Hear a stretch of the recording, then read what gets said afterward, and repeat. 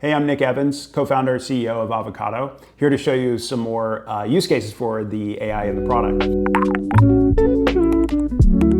Specifically today, we're gonna look at image input, being able to take an image of a menu, like a menu board. You can take a picture of a chalkboard, anything, and just send that to the AI and say, add these items to my menu, right? Something that's typically like really tedious. You typically want to focus on the look and feel of the menu if you're hand drawing it or something, and then by the time you have to put it in the point of sale, it's kind of a pain, right? But this makes it really fast.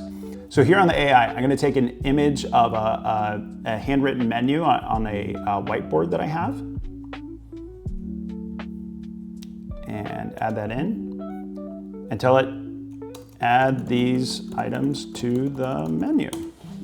So this is a demo coffee shop, a fake restaurant that we have. But now, okay, we're adding some brisket nachos and half-order brisket nachos, everything that's on this menu board. We'll see how this behaves.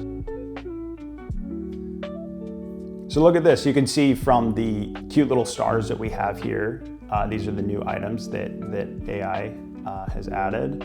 And this is pretty cool. I mean, look, like this is so quick and easy to just write it down real quick, right? And then snap a photo and see these things added. We have the pricing. It added a nice little description that of course you can change, but it's great to just have a placeholder or a starter description. And this is ready to go. I'm gonna hit save. And we've got a point of sale right here. We've got the barbecue section and we'll see those pop up pretty quick. There we go. Ready to take orders, ready to get the day started. So yeah, just one quick example of how you can use the AI. There's tons more you can do. Please follow along. We're learning as we go here. There's so much AI can do. We're learning ourselves and learning from some of our current customers. So thanks a lot.